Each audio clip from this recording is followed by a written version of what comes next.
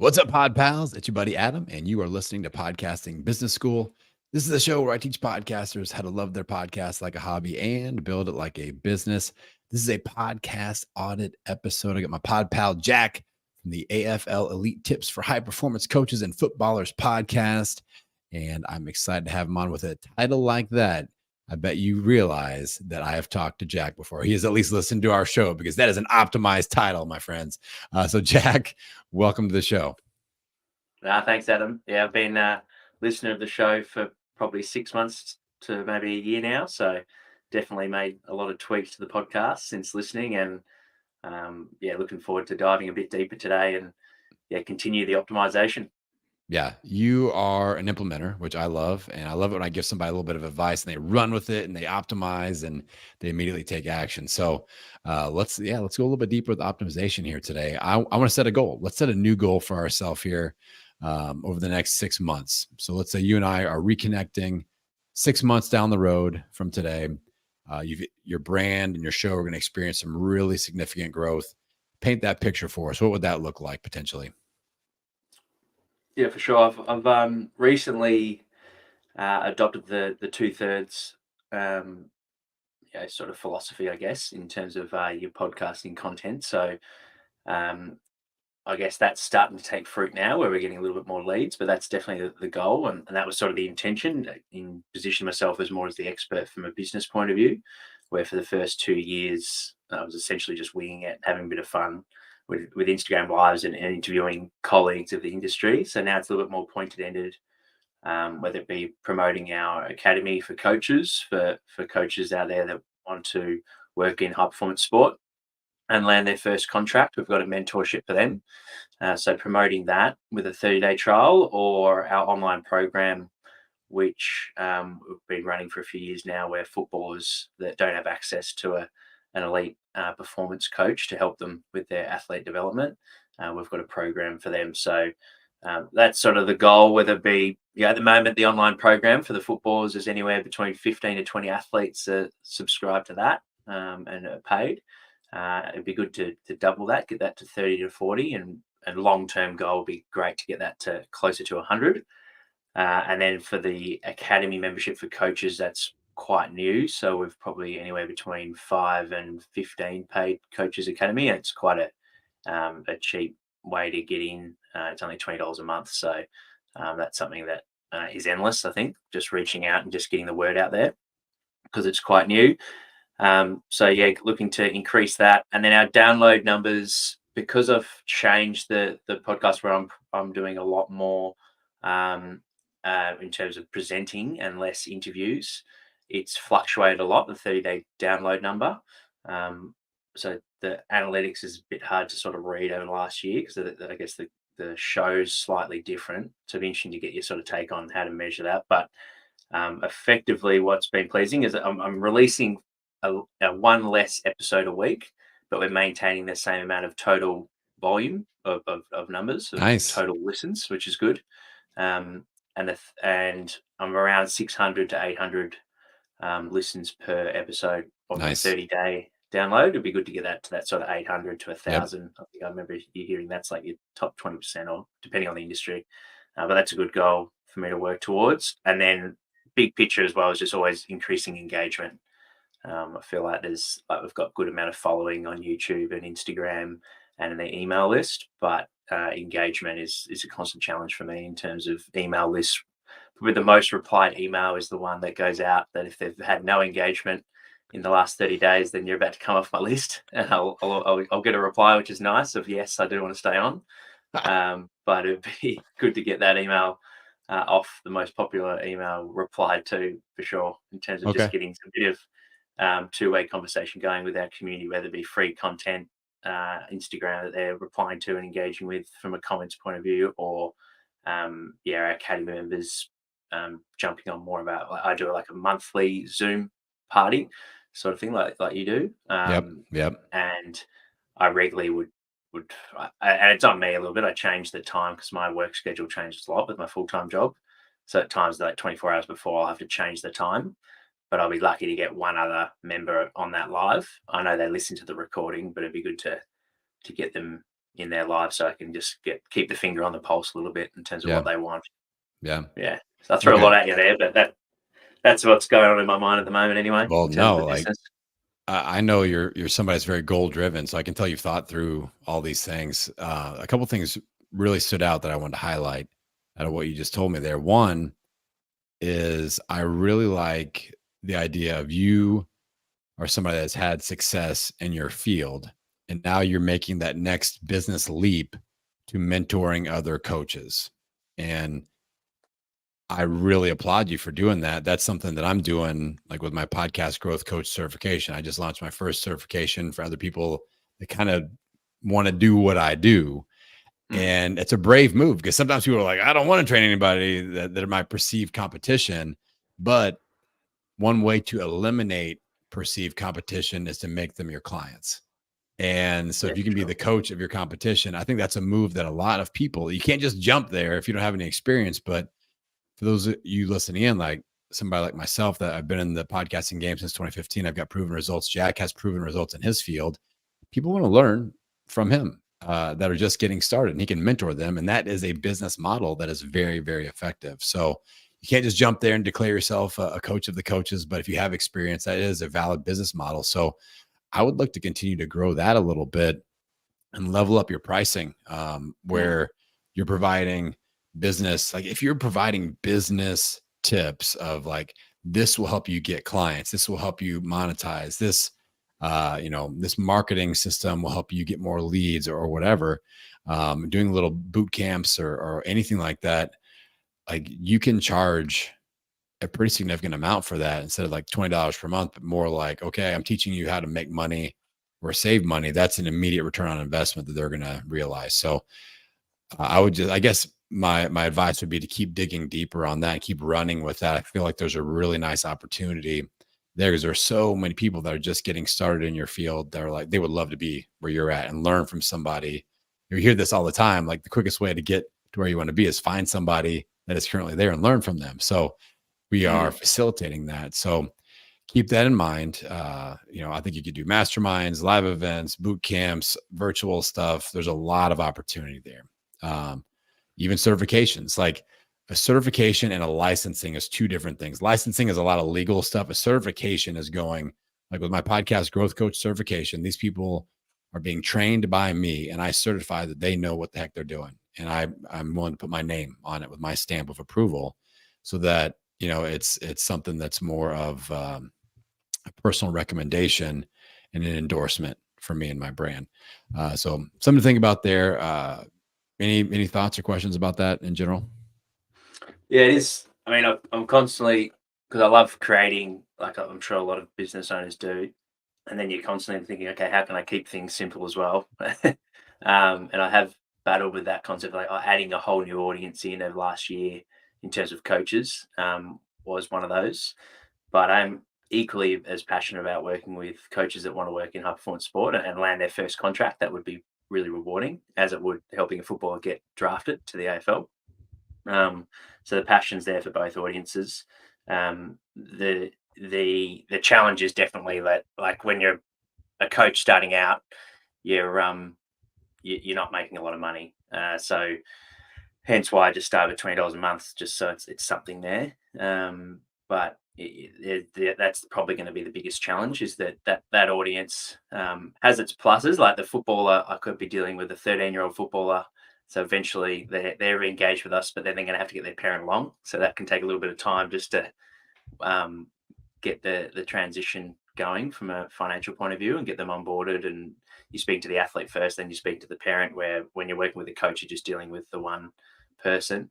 But yeah, typically to paint a picture of where that client's at, they're probably still living at home, um, uh, volunteering 20 hours a week, and then studying sport, their degree. So there's not a lot of revenue there for them to spend on additional business side of things. But I do like that idea of, essentially, if you want to work in pro sport, you're going to also have to have your own side hustle, and teaching them to have their own business that then they can start to make some revenue themselves. Yeah, could be a good angle to, Yeah, yeah, to keep them in. I would seriously consider it. And honestly, it's like I would paint a journey picture of this and you totally understand where they're at. So they're at university, they have no money, they're depending on their parents, and maybe that's phase one of your overall program, but then they graduate Mm. and they get their first job and like, okay, so and now they're in your system. So like, okay, now I know I can move into phase two of Jack's protocol where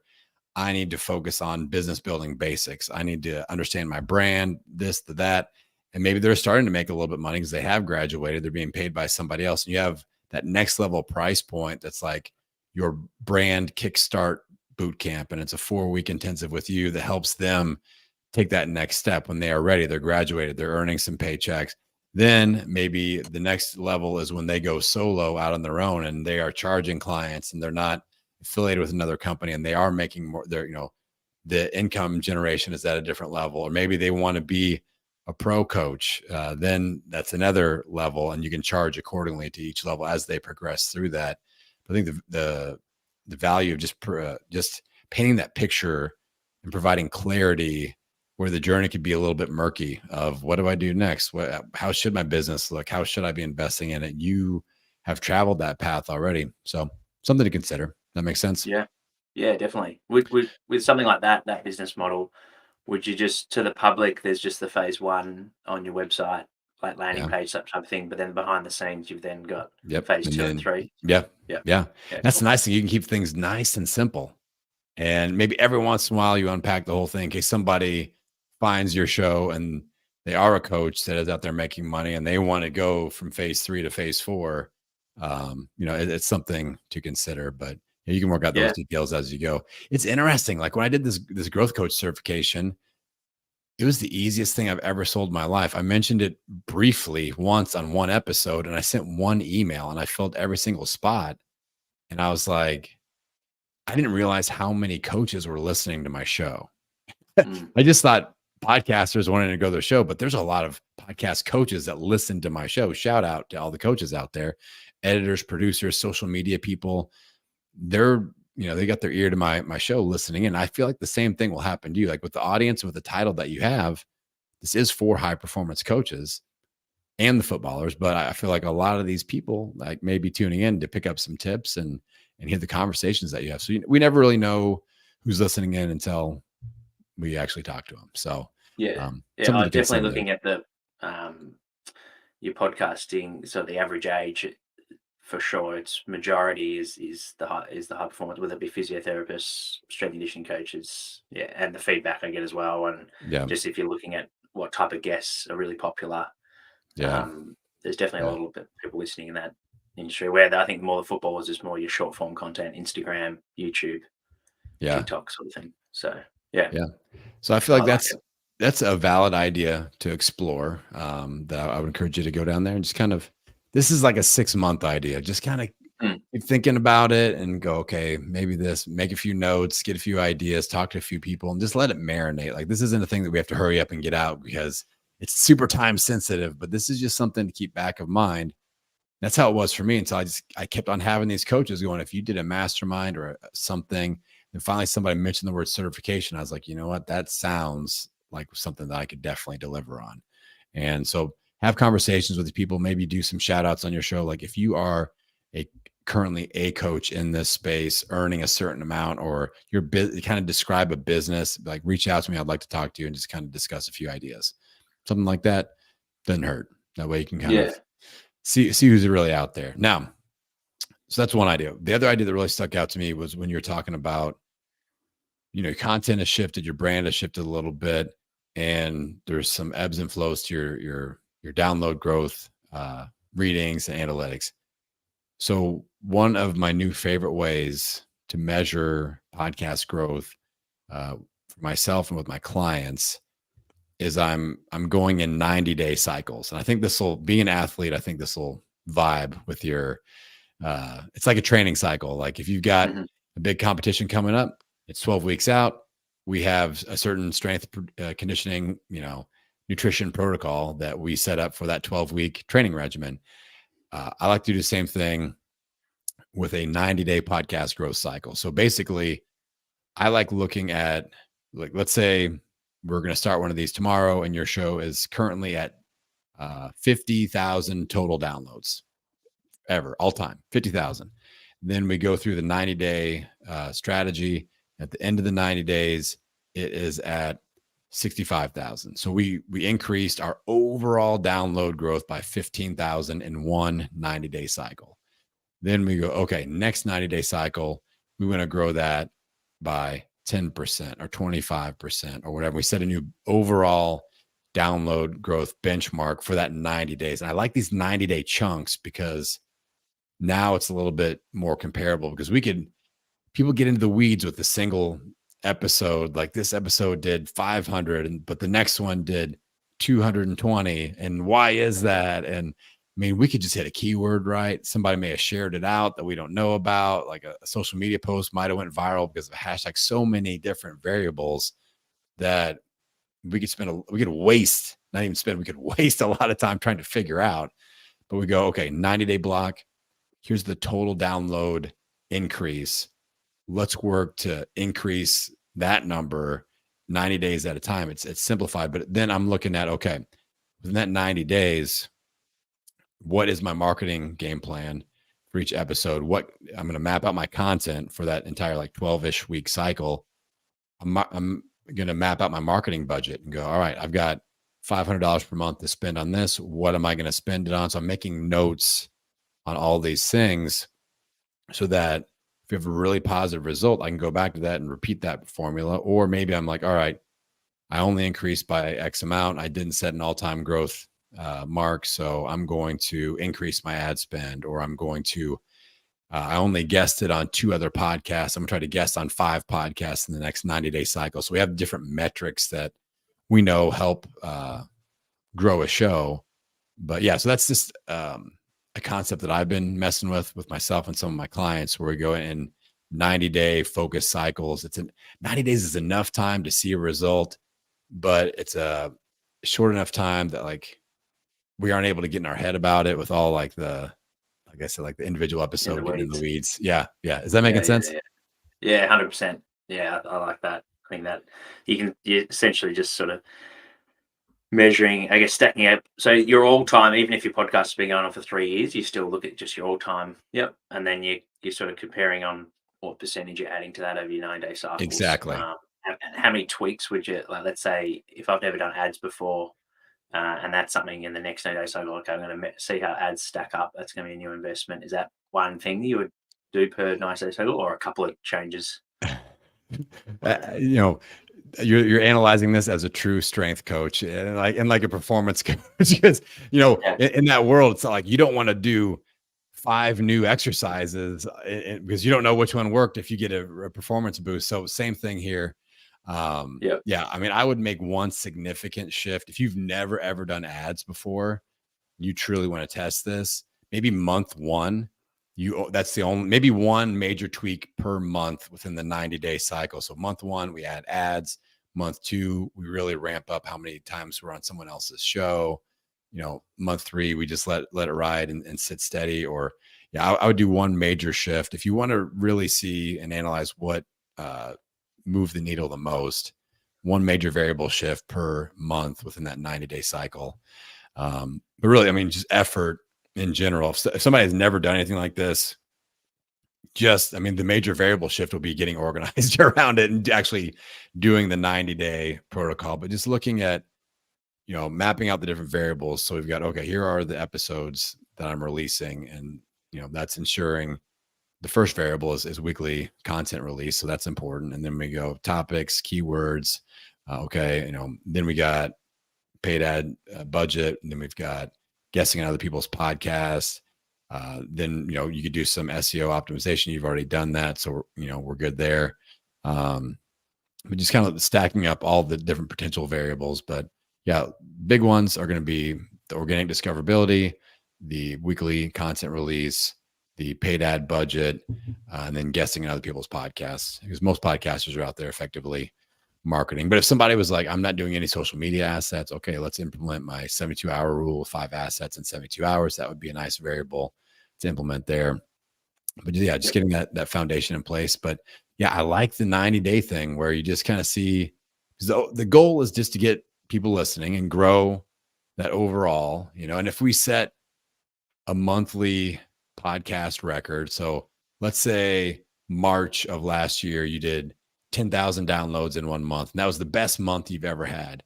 And you go, Mm. okay, within that 90-day cycle, one of my goals, obviously I want to increase my 90-day number and all that, but I think I'm primed to do an all-time best month. And I want to try to do over 11,000 in one of these months. So let's set that as a goal and let's see how that works out. And I've got an episode coming out where I talk about different yearly growth patterns that happen. So like one of my little bits of advice there is January through May is the best time to hit an all-time growth month in the year, because there are very few pattern disrupts with podcast listenership. There's no holiday season. Children are usually in school. Like listening patterns are very stable during those months, opposed to like the holiday season at the end of the year is crazy. And that's when most people's downloads take a dip, just because pattern disruptions with listening. So just kind of understanding those things within your 90-day cycles will help too. But yeah, I like these a lot. These work well with my clients that really get in their head about their numbers. And it's like week to week, I did 500 downloads last week and I did 448 this week. What is wrong with me? I've lost, 52 listeners. And I'm like, you didn't lose 52 listeners. It's just like, it could be a million different things. We're not going to stress out about this. But yeah, you can take a bigger picture, like it is moving in the right direction. And then eventually it moves in the right direction faster. Like, okay, your first workbook cycle, we increased our overall downloads by 5,000. The second one, we did 15,000. We 3x'd our growth pattern. And then now we're moving and we're hitting, all-time best months and all that stuff. So that tends to help people out when they get in their head about the analytics. Make sense? Yep. Yeah. And once you've won those, so the three big ones, obviously the ad spend, guesting, and then your 72-hour marketing. Once you've got to a point where you've got those sort of three areas humming, is that just putting essentially more money into the ads, or it could be that, but yeah, there's only so many podcasts I could probably guest on. There's not many out there in my I mean, I think that you could, like I wouldn't discount like within your niche, like you can still pick up listeners. It doesn't have to be like an AFL or like, I think you could be on a lot of health and fitness coaching and even business type shows and pick up ideal listeners. Like I don't see your very niche down show as a negative thing. I see it as a very positive thing, because you could be kind of the one of one guest on someone else's show that comes from this very unique, very specific background. And if there are any listeners in their show that are your ideal listeners, they will come to your show because it is so specific. So, I mean, with, you're on a lot of the AFL and, those types of podcasts. All right. But then we can go, let's get on some big fitness podcasts. Let's get on some big high performance coaching podcasts, or start leveling up with people that are bigger audiences there. And I guarantee you can scoop up listeners into your world from there that are ideal fits. So I definitely wouldn't discount. I would see that as an advantage, not a disadvantage. But yeah, and then increasing ad spend. And then you just look for more collaboration opportunities. Like, how do we just keep growing the email list? Can I do a high performance coaching Instagram live or TikTok collaboration or anything with these other influencers in the space, and promote a lead magnet and pull people into my list, or do a free training and pull, or the monthly podcast episode, pull them in and get more people engaging with that. I think all those are great opportunities just to collaborate with other unique people in your space. But does that make sense what I'm saying about your niche? Yeah, definitely. Okay. Yeah. I think it's a superpower, man. Like I wouldn't limit your thinking around that at all. Like, I love being a one of one expert. Like I speak at like podcasting events and stuff like that, and I'm a million of a million. Everybody's there talking about podcasting. But when I go to a health event, like I MC a health event in Austin, Texas, that's got about 4 or 5,000 people there. And I put on a health entrepreneur workshop, and I talk a lot about podcasting, and I get a lot of clients there, and I get a lot of new listeners for my show at a health event. The people are coming there to learn about low carb dieting and health hacks and all this stuff. I'm picking up business clients because I'm a one of one. I'm the only Yeah, person there talking this.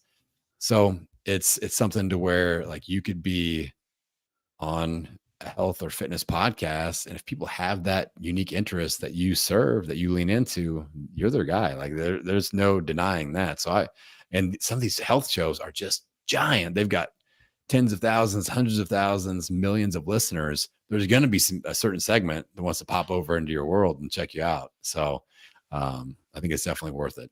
Makes sense? Yeah, it does. Thanks for that. That makes sense. Cool. Well, we've dug deep on a couple things here. I know you have more goals, but I feel like those are a couple things that will definitely help you move the needle in a big way in the correct direction. And I know you're an implementation machine, so I can count on you getting out there and getting your hands dirty and trying some of this stuff out. So I want you to go ahead and shout out your show, your brand, your website, social media. If people are listening to this and like, you know what, I want to get to know Jack a little bit, where should they go?